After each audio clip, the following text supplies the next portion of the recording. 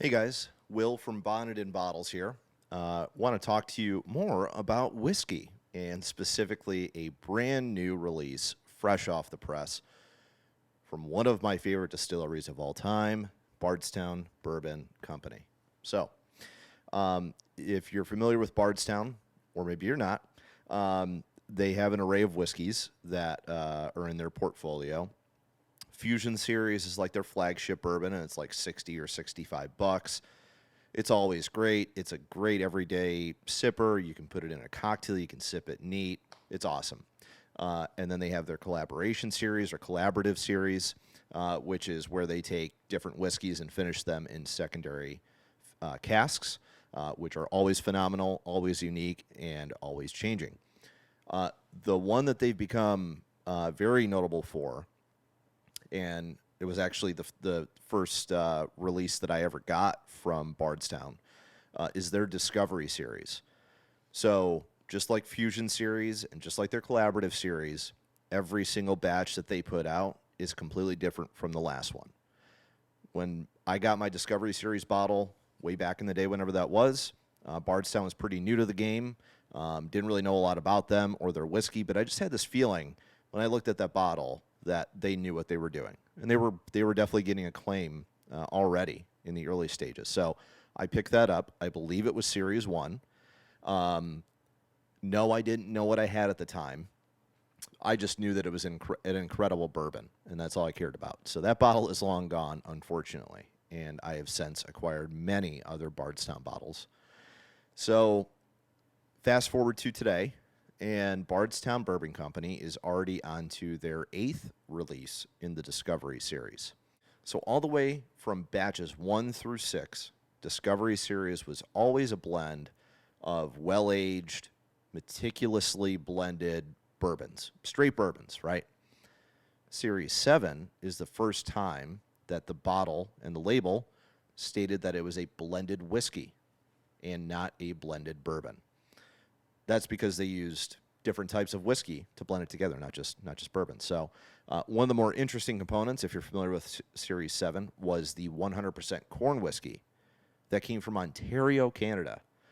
It was a major change-up. I didn't know what to think. I didn't know how that would interact with the other whiskeys inside, and it turned out beautiful. That is a phenomenal bottle. But now they're on to batch 8, and I want to kind of go over what's inside this batch and why I believe you should be buying this bottle the second you see it on the shelf. We worked the Bourbon Junkies event this past Saturday in Michigan. And if you're not familiar with Bourbon Junkies, they host a great channel online. They do whiskey reviews and all sorts of fun stuff related to whiskey. They're great guys. The event was super fun. But I was super excited, not just for the event, but for the fact that I hadn't gotten to try this newest batch of Discovery yet. And when we cracked it open and we started sampling it, when I tasted it at the event, I was blown away. And this is in 90-degree weather, and the whiskey's in a plastic cup. I was still blown away. So I was excited to dive into it more, and the people who attended the event could not stop getting back in line to taste more and more and more of this great bottle. It was the talk of the town. I had tons of people asking me about it. So it was a hit. Now that I'm at home and I'm in my air conditioning and I've got a proper glass, I can truly start to dive into this thing. So let's go over first the components that are in Discovery Series Batch 8. You've got 66% of 12-year high corn recipe bourbon that comes from Kentucky. That's 78% corn in the mash. You've then got 17% 7-year-old barely legal rye from Indiana. That means that it's 51% rye in that mash bill.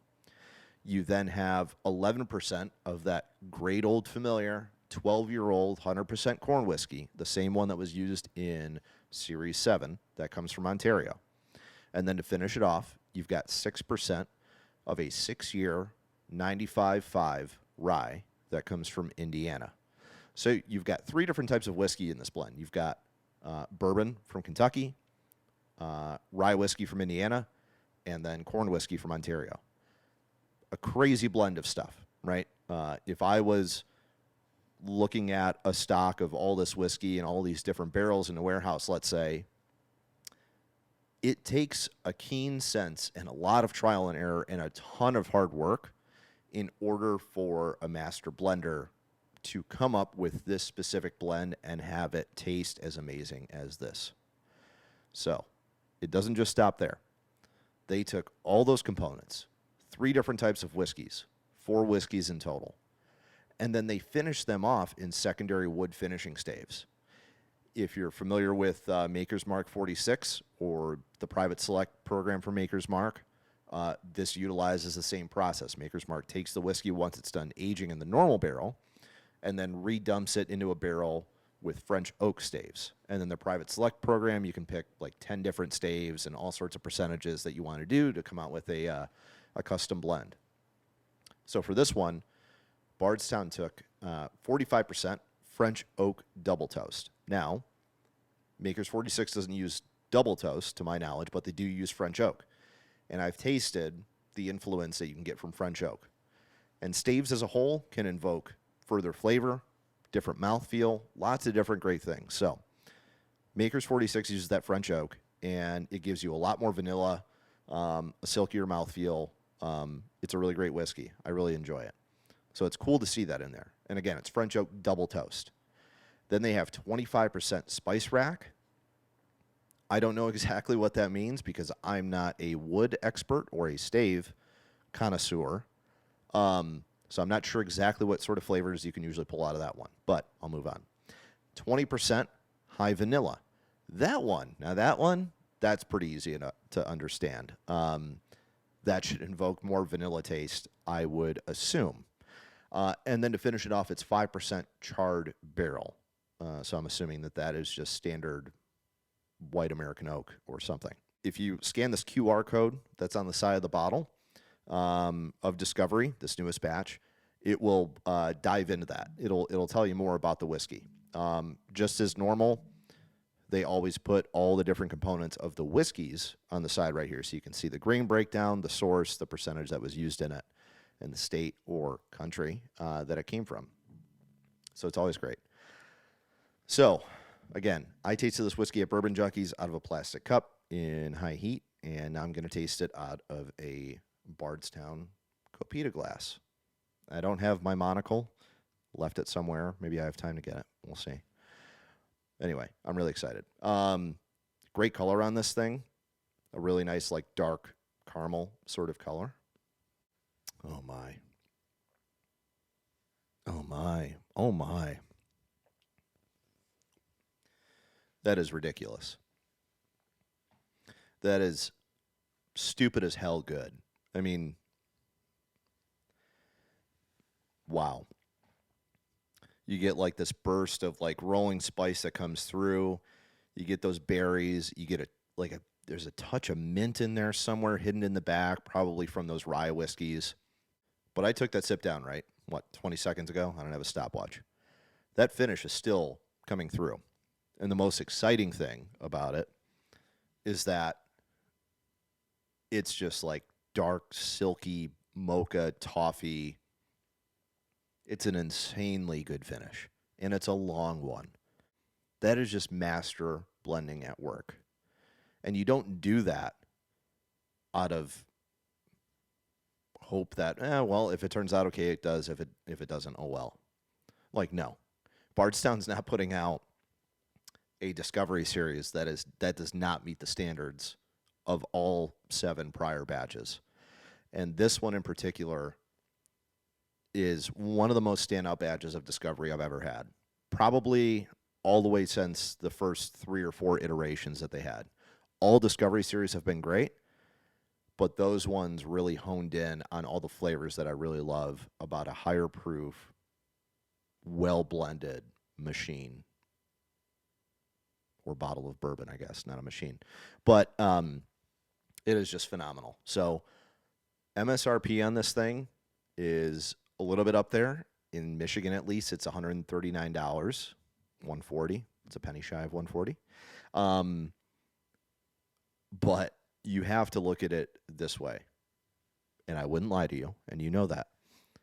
if you are looking for a whiskey for a celebration bottle, something to smooth out a rough week at the end of the week, if you're looking for a great gift, if you love kick-ass whiskey, you need to have this. You have to have it. There's no question about it. There's no other way I can phrase it. I mean, you literally, now you have to go get this. You do. You just do. I love all the complexity of flavor, the mouthfeel, all the components that went into this whiskey are so unique, and the finish rolls through and sticks around. I mean, if you're going to spend $140 on a bottle, this is the one that you get. You just do. Don't go out there and blow a bunch of money on stupid allocated stuff, because I'll tell you what, you're going to spend more money chasing down that kind of stuff, and it's going to be completely subpar to this. There's no question at all. So when you see it on your shelf, if it's already up there, if it's at a local store that you visit, don't hesitate any longer, because I kind of get the feeling that there are going to be a lot of people looking for this once they get to try it, and there's probably going to be a few awards throughout the course of this year on this bottle. I hope you enjoy it. If you do get it, let me know what you think if you do, and I appreciate you listening. So, like I said, check out Bardstown's website, Bardstown Bourbon Co., and find out more about this whiskey and other releases that they're doing. But they knocked it out of the park. I would tip my cap to them, but I won't because of hat hair. So thank you for watching. Hope you enjoyed.